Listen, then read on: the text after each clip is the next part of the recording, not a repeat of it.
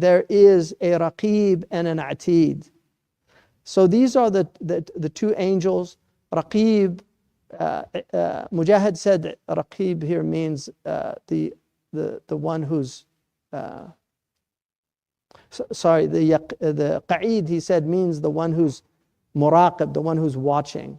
And then it's, even though it's singular, it means both on the right and the left. So the angel on the right is recording the good deeds.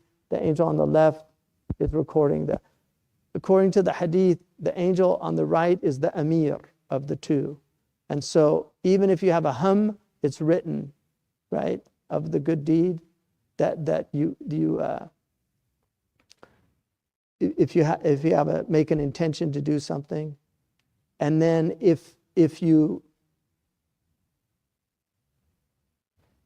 make the intention to do something bad, the one on the right says to wait. So he's told to delay it to the end of the day to see if he does istighfar. And if he does istighfar, it's removed. So this is like the editing that we're allowed to do with our lives. You know, because on the Yawm al-Qiyamah, there's something called the ard, which according to Imam al-Awza'i, he said the ard is hayatul insan tu'radu alayhi sa'atan sa'atan. His whole life is shown to him moment by moment.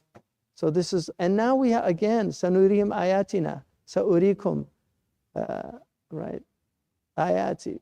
We will show you our signs. فَلَا تَسْتَعْجِلُوا. Don't try to hasten these signs. Now we have recording. People record their lives now. There's whole people that they have their cameras on in their apartments and everything, and they're just showing the world their lives, and it's all being recorded.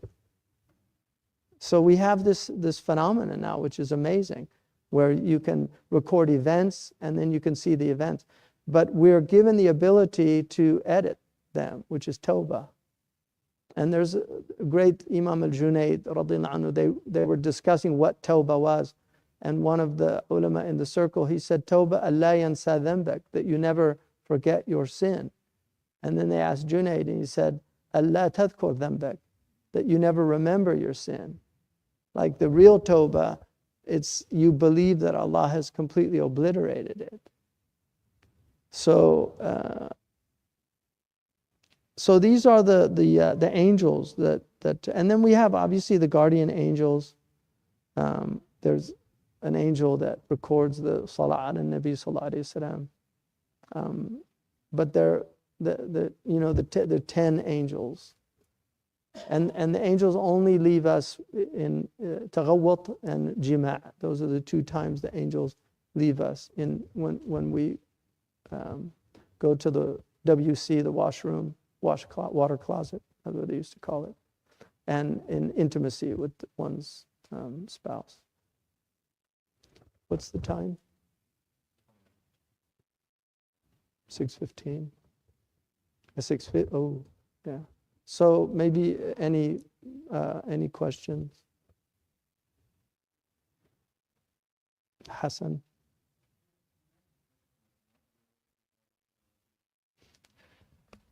Depends on the question.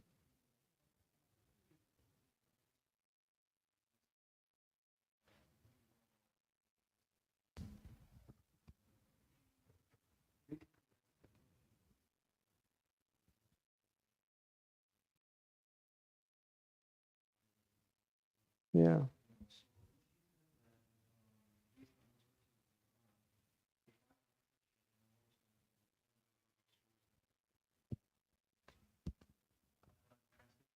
That's what it means. Mm-hmm. So my question is that I told her I don't know. I will ask and I'll confirm and I'll. I mean, if somebody knows the Prophet ﷺ is a true prophet and they reject that, that's not a good place to be in. Mm-hmm. You know, so the Mufassirun say that those are for the previous, before the advent of the Prophet ﷺ. That those who followed previous prophets of their time, every group is raised up with their prophets. Imam al-Ghazali, I think of all the ulama, has the most nuanced view, because he argues that people who have lived amongst Muslims and been shown true Islam they will be taken into account. Mm-hmm. But he said people that haven't or have been shown negative Islam and they reject a negative version of Islam, which is why the Prophet ﷺ said, "Man adha li dhimmiyan fa ana khasmuhu yawm al-qiyamah." Whoever harms one of the people, the protected minorities in my community, like Jews and Christians or Hindus, because the Muslims accepted Hindus and Zoroastrians according to the Maliki madhab. And I think that was even though the Shafi'is don't have that opinion, but the Hanafis and the Malikis took that opinion. So they took, even the mushrikun, except on the Arabian Peninsula, but even the mushrikun could live under the Muslims. There's not an idea that you have to, this thing. Even umirtu an uqatil an-nas hatta yashhadu an la ilaha illallah. That hadith is khas bin Nabi sallallahu alaihi wasallam. It's not it's khas. It's from the Prophet's khasa'is. The Arabian Peninsula was a special place for the Prophet sallallahu alaihi wasallam, and there couldn't be la yajtami'u dinani fi jazirat al-arab. And then the Jazeera, even like people say, oh well, in the Gulf now they have non-Muslims living there. I mean, Muslims can come in temporary. They can't be permanent residents. But also the Gulf, not all the ulama consider that part of the Arabian Peninsula that the Prophet was sallallahu alaihi wasallam was talking about. Most say it's the Hijaz. There's different opinions about that. So, but I mean, I knew a scholar. I mean, he was a good scholar. He did his PhD on Ghazali, and I gave a talk at his university, and we were on our way to the airport, and he said, what's the Ash'ari opinion about somebody who knows Islam is true, but then they never say the Shahada? So I knew that he was talking about himself. I just said, I wouldn't want to be in his shoes. Right. Yeah. It's like, Imam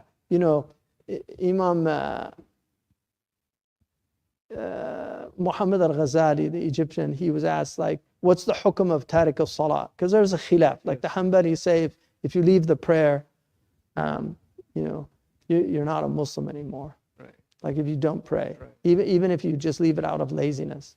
That's is the strictest position. The other three imams, they say, لا نكفر بذنب لا بتركه ولا بفعله. We don't make takfir of a dhanb either through tark or fi'l. Like the kaba'ir, that's the Khawarij did that. So he was asked, what's the hukm of somebody who leaves the prayer? He said, حكمك فيه أن تأخذه إلى المسجد. Like your hukm with him is take him to the masjid, get him to pray again. Right. Yeah. So people are too concerned about where other people are going. It's just a big problem in our community. It is a big problem. Yeah. We should be more considerate about where we're going. Allahu a'lam where everybody else is going. People, the kafirun, according to the Quran, are going to hell. But if you read the kafirun in the Quran, they're puffed up, they're full of pride, they hate the truth, they do takdeeb, they have istihza. I mean, look at the qualities of the kuffar, and then ask yourself about people around you that you see that aren't like that. And maybe our fault is that we've been such bad exemplars, people are no longer attracted to Islam. Because there was a time when everybody who became to know the Muslims wanted to become Muslim. I mean, there still are a lot of people that become Muslim just from living with Muslims because they see the good Islam. But then there's other people that are very alienated from it. I mean, I had a professor of religious studies who was a beautiful man, he's a really, really good man. But he had a very negative experience on the Allenby Bridge. It was during one of the horrible periods, but he had a very negative experience with Muslims. And it really tainted his view of Islam. And, we had a lot of conversations about it. And he said, I've been forced to really reassess my Islam. I had the same experience with a black minister from Philadelphia, who for him, the Islam was the mafia, the Muslim mafia in Philadelphia. Because there was this kind of Muslim mafia in Philadelphia. And that's how he viewed Islam. He just thought that was Islam. So there's a lot of people that really have a negative view of Islam, and it's our challenge is how do we break those barriers down? How do we show them what real Islam is? I mean, part of it is just one of the hallmarks of Islam is it's beautiful. It's not an ugly religion. Right. All traditional Islam is beautiful. Our architecture is beautiful. Our clothes were beautiful. Food was beautiful. Food presentation was beautiful. Everything the Muslims did, their calligraphy, nobody's matched Muslim calligraphy. Nobody. I mean, you go and look at somebody asked Titus Burckhardt, if you could point to Islam, what would you point to? He said the Taj Mahal. And on the one hand, that's not entirely true, but there's some truth in it that whoever built that, the people that built that, something inside them was amazing, because everybody all over the world is attracted to that place, and it was from love. It was built out of love, right? Apparently, in today's money, it's $11 billion to build it. So, he almost exhausted. But India was so rich. I mean, India was one of the richest countries in the world, and it will return, inshallah. Why not? But also with Muslims. It's just, yeah. I mean, I think the biggest tragedy of India is the Muslims never indigenized fully, because the court was always a Persian court. So the Mughal were always seen as kind of invaders. And that's why Hindutva, it recognizes Buddhism, because Buddhism is from Mother India. It recognizes Jainism, because it's from Mother India. It recognizes Sikhism even though Sikhism is heavily influenced by Muslims. But it doesn't recognize Christianity or Islam, because it sees them as alien religion.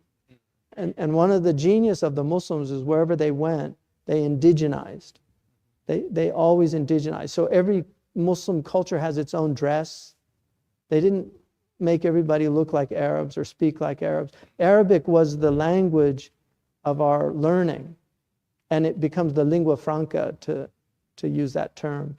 It was the language that we were all able to speak to each other with. So Ibn Khaldun or Ibn Battuta could go from Tangier and go to Sri Lanka, and he would be able to communicate with people. So it was like French used to be the diplomatic language. Everybody spoke French. Now it's English.